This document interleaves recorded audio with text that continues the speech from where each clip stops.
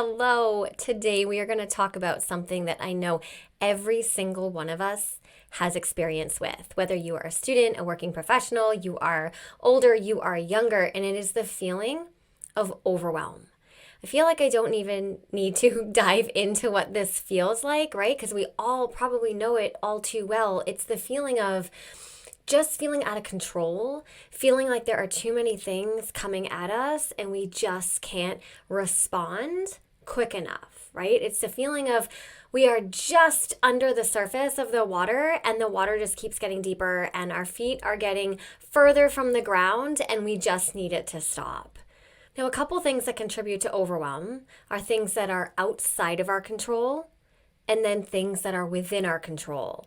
And in this episode, we are going to focus on the things that are within our control. Because if you think about it, what is the point of expending energy trying to control for things that at the end of the day, we don't even have control over anyways, right? Versus if we look at the things that are within our grasp, things that we can grab by the horns, that's where our energy is best spent. Trying to manage the factors that we have control over that can decrease our overwhelm or increase our confidence that we can handle the overwhelm. Because the feeling of overwhelm is temporary because it's an emotion and all emotions are temporary. So we just have to get through it, okay? And we're going to get through it how? Strategies, endurance, confidence, okay? So that's some of the stuff that we're going to talk about today, the actual hardcore nitty-gritty strategies, because that is what I like to cover on this podcast. Hello, you are listening to the Learn and Work Smarter podcast, the podcast for students and professionals who want to learn and work smarter. I'm your host, executive function coach, and founder of schoolhabits.com, Katie Azevedo. As a reminder, everything I mention in today's episode will be linked in the show notes, including a link to the transcript, which you can also find at learnandworksmarter.com/podcast. All right, so at the surface, there are usually two primary causes of feeling overwhelmed. And that is connected to having too much to do. So too many tasks, too many projects, too many obligations, too many responsibilities, too many places to show up, too many things to keep track of. Okay, so that's one. And then number two is feeling like there is not enough time. So overwhelm and anxiety usually are related to having too much to do and feeling like there's not enough time to do it all. Okay, so that's at the surface level. But if we're to dive a little bit deeper into overwhelm, which is going to help us figure out some strategies to tackle this, then usually the root cause is a little bit deeper than just, I have too much to do and I don't have enough time to do it. Okay, so I'm going to run through 5 typical deeper reasons why students and working professionals often feel overwhelmed. Now, of course, I feel like every episode I should just begin with a disclaimer that says, yes, everyone's situation is unique. Okay, and I can't give strategies for every single particular unique situation. So I'm trying to give a wide breadth of strategies that can help people in a wide variety of situations. But if I'm going through any of the strategies today, and you're thinking, but that doesn't apply to me, you know what? I challenge you to think, well, how could it? Right? Yes, your situation is unique. I know that, but I also want you to be open-minded to thinking about how can these strategies that I'm delivering today, how can you take bits and pieces of them and make them work for you? Take what works, leave the rest, all right? So at a deeper level, sometimes our overwhelm comes from not asking for help. Sometimes the ticket out of that overwhelming feeling is asking somebody for help, whether it's asking someone how to do something, asking someone to take over for you, asking someone to contribute to the list of things that you have to do, but in general, just asking for help. Another factor that contributes to our overwhelm is not accurately estimating how long tasks take us to complete. We tend to be really, really awful at estimating how long tasks take to complete. We tend to be optimists. Oh, well, that'll take me 20 minutes. But in reality, if you were to, go back in time, not once ever did that type of task take us 20 minutes. So not accurately estimating time can leave you with not as much time left over, which of course can lead to overwhelm. Number 3, procrastinating on assignments, tasks, projects that are hard or unclear. So when we are uncertain about how to do something, or we're uncertain about what the final expectation is, we tend to procrastinate. And that idea of, I got this thing to do, but I don't know how to do it, so therefore I'm not going to do it, that takes up so much mental bandwidth in the back of your mind that's going to lead to, the feeling of laying in bed, feeling like, what am I missing? I'm stressing out about something. I can't sleep. That sort of edgy, sort of like, feeling that you're out of control. Okay. So we'll talk about some strategies to address that one later on in the episode as well. And then related to that is just not having clarity in general. So this is number 4. So not having clarity on what your goals are, not having clarity on what your time looks like. So an accurate assessment of how much time you have in the day to actually work on your things. Not having clarity around what's actually expected of you and what your actual tasks are. So when I talk to students, so many times they come in and they're like, I'm feeling stressed out, I'm feeling overwhelmed, everything's so hard. I'm like, okay, well, what is it? They're like, I don't know. I'm like, all right, well, let's go into your learning management system. Let's see what the tasks are. And they're like, well, I have an essay that I'm really stressed about. Okay, well, what is the essay? I don't know. Okay, well, the first step to dealing with overwhelm is to face what the thing is that we're finding overwhelming. You got to go into the truth and figure out, okay, what is this essay? When is it due? What are the components? Right? For my adult clients that I work with, feelings of overwhelm can come from not knowing how to do a report that's expected of them, not knowing if they're doing a presentation at work, okay, for their team, not knowing what the level of quality that's expected of them. Maybe the whole company is expected to learn a new software and that's not their strength, right? So there's lack of clarity over I don't even know how to use this software. I don't even know where to go to ask for help on how to learn this software. So lack of clarity can look different for everybody, but for everybody, it is a significant source of overwhelm. And the key there obviously is to find the clarity, right? And we'll talk a little bit about that when we get into the strategies as well. And then lastly is not managing time appropriately. So in terms of not having clarity, I did mention that not having clarity over what your time looks like and or how much time you actually have. That's related to this one as well, but not having proper time management contributes to overwhelm because you end up with a mathematical equation that doesn't compute. You have a certain amount of things to do and a certain amount of time to do them.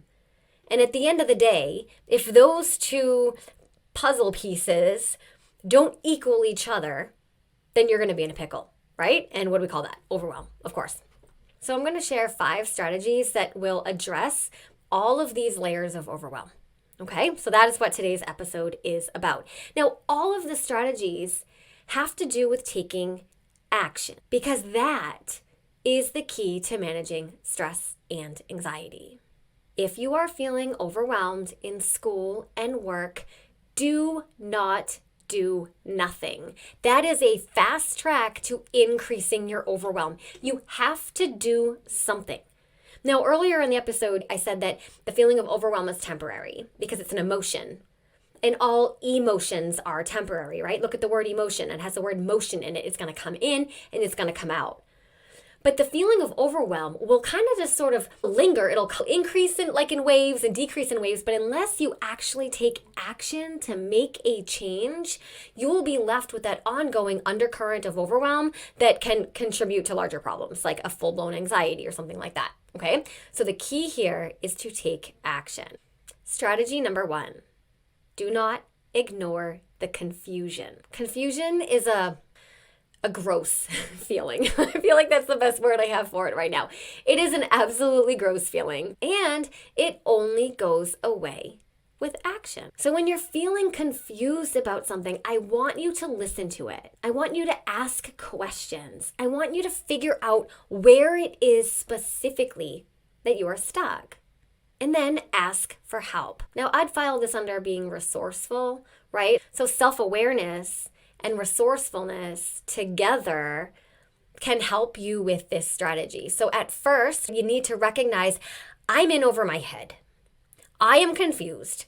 I don't know what is going on. I feel like I don't know what my next step is. I feel like I'm stuck. Okay, we cannot ignore those feelings, because that feeling of like, oh, I don't know what's next, that's the very like tip of the iceberg before you hit a full-blown like episode of overwhelm. Okay, so you have to nip it in the bud. When you first start feeling edgy and confused and like things are unclear, stop. Recognize what it is you're feeling. Try to dig into the source of that. Is it one particular project or assignment or meeting or whatever it is? I'm trying to hit all the context here, like students and professionals, right? Is it one specific thing that you're confused about? Does it feel more pervasive or wide-ranging than just one specific? Are you generally confused over your job? Is an entire class overwhelming? Unlikely. Right? Sometimes we catastrophize and we think everything's hard. But in reality, if we just sit with it for a little bit and we dig in and we ask ourselves questions, what is it that's confusing to me? Then usually it's one or two things, and it's not everything. And then the next step is being resourceful. Where can you go for help? Can you go to a person? Can you go to a peer? Can you go to a boss? Can you go to a teacher? Can you go to a colleague? Then can you go to, I'm going to say it. Can you go to Google? Can you go to YouTube? Right? Can you find the answer? But the thing is, you won't know what question to ask. You won't even know what to type into Google if you don't know what it is that you're stuck on. Does that make sense? Okay, strategy number 2 to tackling overwhelm is to get time clarity. I alluded to this a little bit in the sort of introduction to this, but this one is so important. We have to know where our time is going, how much time we have, what we're going to spend it on, how good or not good are your time estimations, right? So this takes work. Like the strategies that I'm giving you, remember I started off by saying they require action.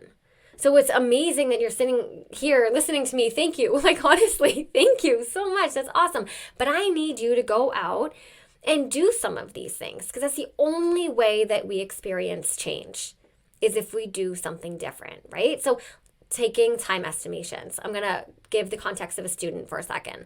Let's say that you are always feeling like there's so much reading to do for homework, whether it's for history or ELA or whatever, and you can just never keep up, and you're having this feeling of like, oh my God, there's so many chapters, there's so much to read.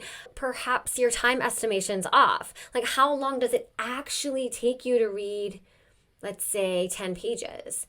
Are you thinking that 10 pages is going to take you 10 minutes when in reality it takes you 33 minutes to read 10 pages? Well, then yes, every time you have a 40-page assignment and you're giving yourself 40 minutes to do it, in reality, you need, 4 times that amount. I think my math is just like really probably off right now, but you know what I'm trying to say, right? So maybe what it takes is action, like an experiment. Time yourself. How long does it take to read 10 pages?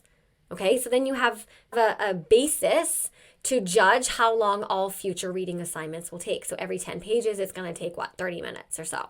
Okay.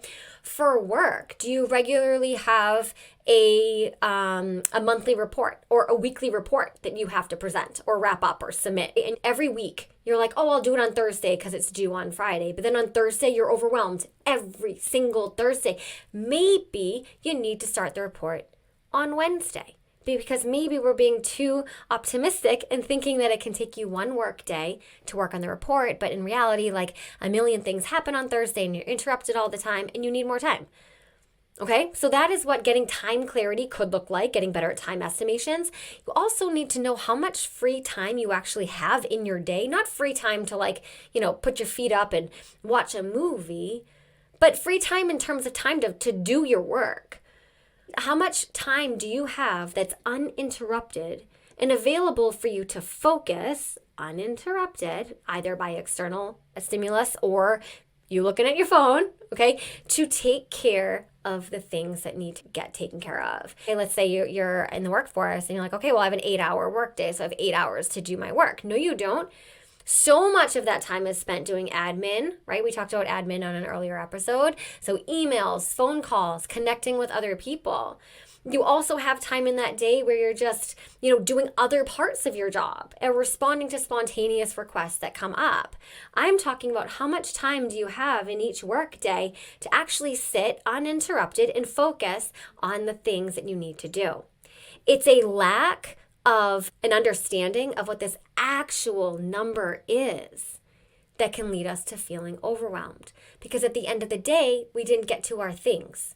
And so, right, I said in the beginning of this episode that oftentimes feeling overwhelmed is having too much to do and not enough time to do it. Getting time clarity and facing the reality of how much time you do or don't have to get your things done is one of the foundational pillars to be able to handle feelings of overwhelm. It's about getting control on the things.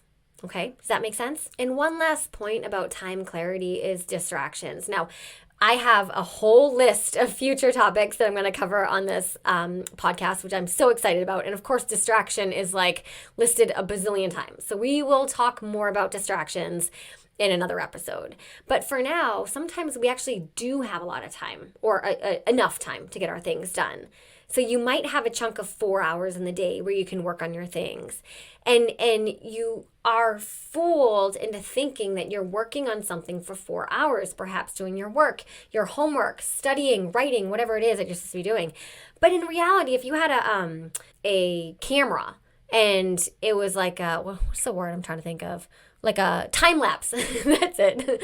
If you had like a time lapse of what you were actually physically doing in that 4 hours, I would bet that 80% of that 4 hours is spent doing something that is non-work. But at the end of the 4 hours, it's like, man, I just worked for 4 hours. Did you? How much phone checking was there? How much email checking was there? How much fake working, which is like when we feel productive and we're doing other productive things, but it's not actually the task that we're supposed to be working on. So doing the research for the work instead of actually sitting down and doing the work, right? How many times did you get up and go for a snack? How many times did you get up and talk to somebody? How many times did you just quickly check your email, right? All of those are distractions that our brain is so good at being like, forgetting them. Our brain is so good at forgetting that we were distracted or not acknowledging those distractions. Okay, and of course, at the end of the day, that leads to feeling overwhelmed because you feel like you got nothing done. In reality, you didn't get much done because we were distracted. Okay, so strategy number 2 was get time clarity. Strategy number 3 is to get task clarity. Task clarity is exactly what it sounds like. What are the things that need to get done? The list of things that you need to do for work or for school have to live outside of your head. Attempting to store the giant list of things that you need to take care of inside your head is 100% going to lead to you feeling overwhelmed. Because what happens is subconsciously, kind of in the background, your brain is going to do its absolute best to have you not forget those things. Okay, so I got to email this person. I got to submit this thing by that. I got to return this thing by this date. I have this assignment that's due. I've got this project that's due, right? And if you're not writing it down, then your brain is kind of like, picture like a computer humming in the background or like all the tabs open in the background, and your brain is doing its best to have you not forget that. That's a primal, sort of like a primal cognitive feature that we have, I suppose we could call it, because let's say thousands of years ago, we walked by a certain cave that had a particular paw print in front of it, and we were like, oh man, that's a predator, right? I need to not walk by this cave anymore. Your brain will do everything it can to have you remember not to walk by that cave.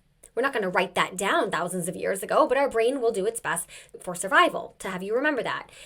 So life has changed so much since we were walking by caves with tigers in them, but our brains haven't. The structures of our brains haven't evolved as quickly as technology and expectations and society and all the other things have evolved. So if you have an assignment due and you're not writing it down, our brains are still going to be like, oh, well, we got to remember that. We got to remember that. That could be related to survival. Is it related to survival? No. But does your brain know the difference? Also, no. All right. So add the assignment and the email and the phone call and the report and all the things. If you're not writing this stuff down in an external system, your brain is going to be overwhelmed trying to keep these things front and center, keep you from forgetting. But of course we will forget because we're only human. So here's how I suggest that you get task clarity. You can start with a brain dump. So a brain dump is the process of sitting down, I'd say 7 minutes. That's usually like the golden number that I suggest. 7 minutes with a piece of paper and a pencil, and absolutely thought vomit everything you possibly can. onto the piece of paper, thinking of everything that it is that you need to get done. They can be thoughts, ideas, tasks. You can go into your learning management system. If you're a student, you can go into your project management software if you're using that in the something like Asana or Notion or something like that. If you're in the workspace, wherever it is that you keep your things, your tasks. Hopefully you are.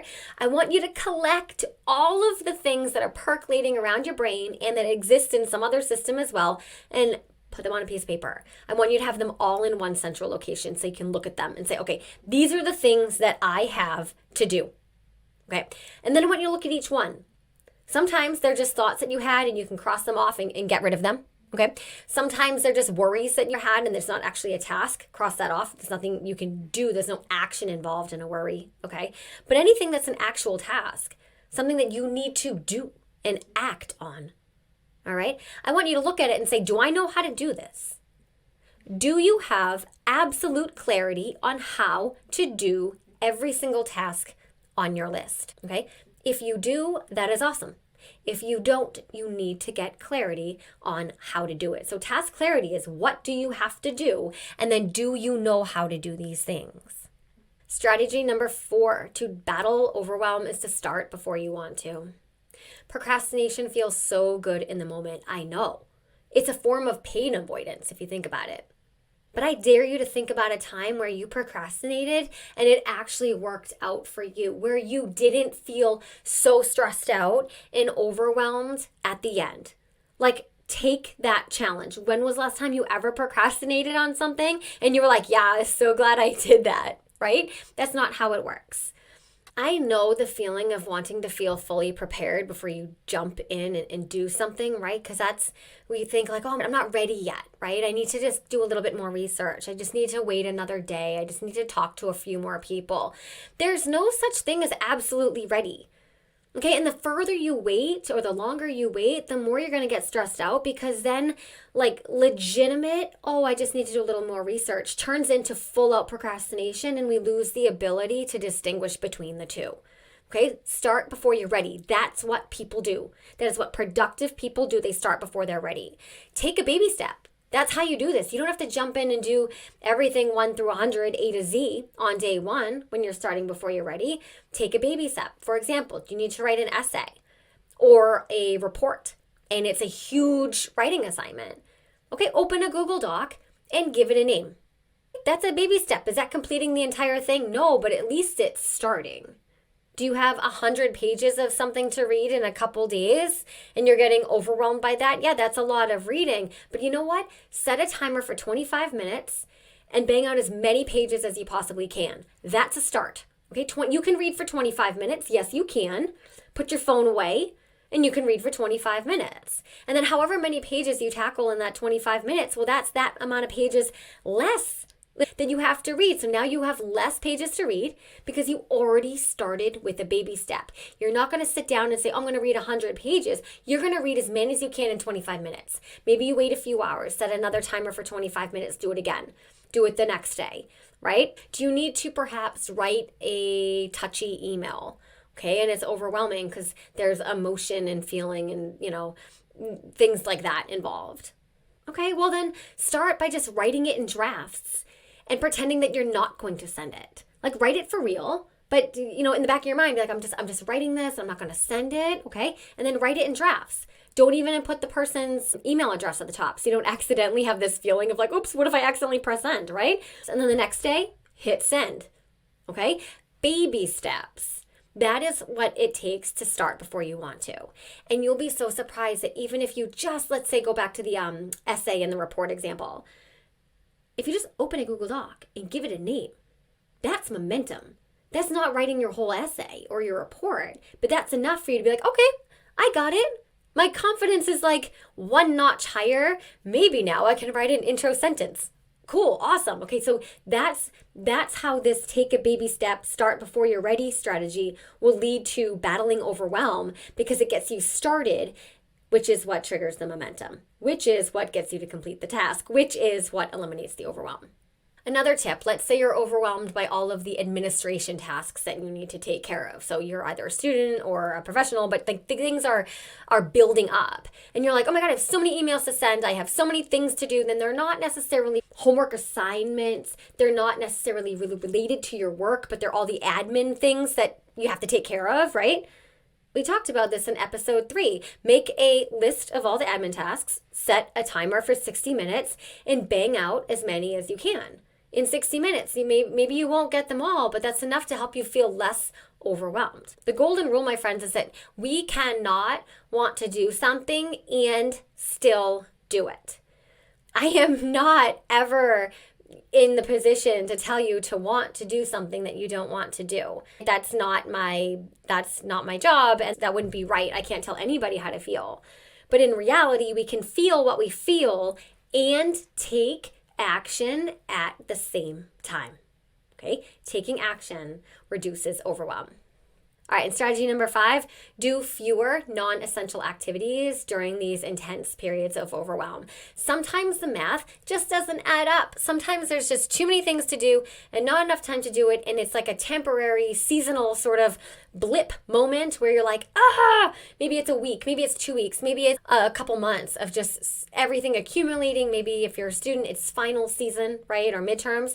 Sometimes we just have to look at the non-essential activities and say, okay, momentarily, temporarily, I'm going to say no to some of the things that are typically on my schedule. So let's say if you're a student, you have a part-time job, but school is like bananas right now, you might have to work less hours. Okay, let's say you are in the workforce and work is bananas right now.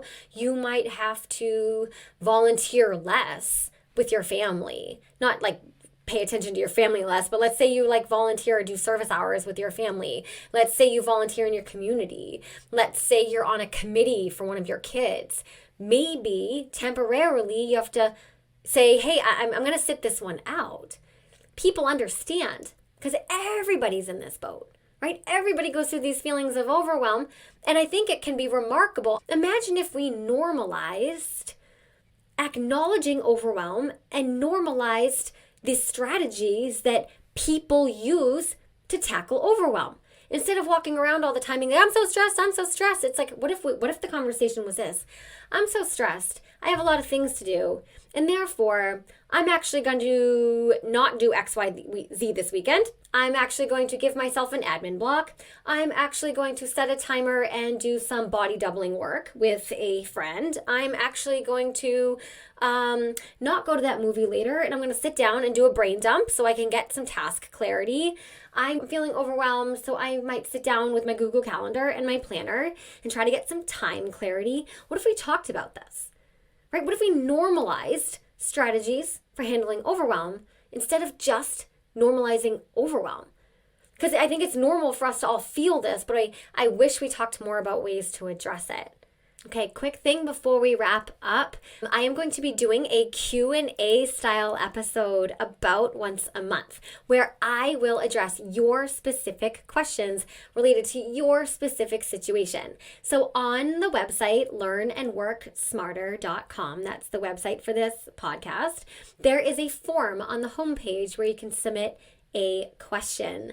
Please submit your questions. I love Q&A style formats. People have actually already submitted some. I haven't made an announcement about it, but just from going to the website, which is awesome. So coming up this month, I'm going to have a Q&A episode, so look forward to that. Please follow the show, share the show, and leave a review if you found it helpful. And remember, never stop learning.